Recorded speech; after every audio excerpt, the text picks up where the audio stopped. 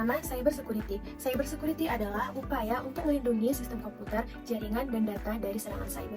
Ibaratnya, ini seperti memasang gembok di pintu rumahmu agar barang berharga di dalamnya aman. Sebagai contoh, Bank Syariah Indonesia yang diserang ransomware. Ransomware juga pernah menyerang server milik Bank Syariah Indonesia pada tahun 2023. Dampak serangan ini membuat para nasabah tidak bisa mengakses aplikasi mobile banking selama 5 hari.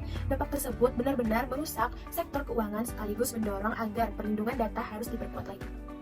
Yang kedua yaitu persaingan yang semakin ketat, menuju pada kondisi di mana kompetisi antar perusahaan atau individu di suatu industri menjadi semakin intens, sehingga setiap pihak berusaha keras untuk mengungguli yang lain.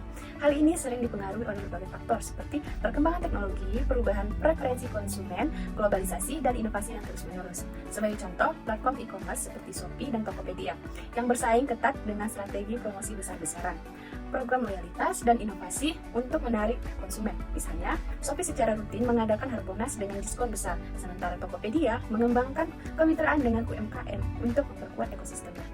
3. Pembangunan sumber daya manusia dalam bisnis digital, yaitu proses mengembangkan kemampuan dan pengetahuan karyawan agar mereka dapat bekerja secara efektif dan efisien di lingkungan bisnis yang semakin digital. Ini sangat penting karena teknologi terus berkembang pesat dan perusahaan perlu memiliki karyawan yang mampu beradaptasi dengan perubahan tersebut.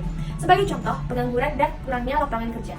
Tingkat pengangguran yang tinggi, terutama di kalangan pemuda, menjadi faktor penting dalam rendahnya kualitas sumber daya manusia. Kurangnya lapangan kerja berkualitas membuat banyak lulusan tidak dapat mengaplikasikan ilmu yang mereka pelajari.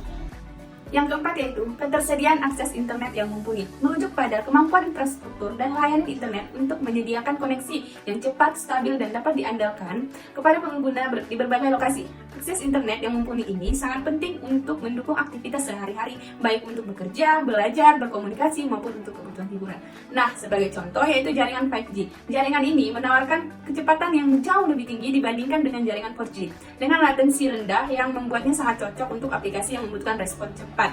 Nah, di berbagai negara seperti negara Korea Selatan, Amerika Serikat, dan Cina, jaringan 5G sudah sangat banyak digunakan di kota-kota besar. Yang kelima, regulasi yang belum mengikuti perkembangan zaman, merujuk pada aturan atau kebijakan yang tidak dapat mengakomodasi perubahan cepat dalam teknologi, industri, atau kebutuhan masyarakat. Hal ini seringkali menyebabkan kebijakan menjadi usang atau tidak efektif dalam mengatur hal-hal yang baru mencolok. Seperti teknologi digital, ekonomi berbasis internet, atau isu-isu sosial yang terus berkembang.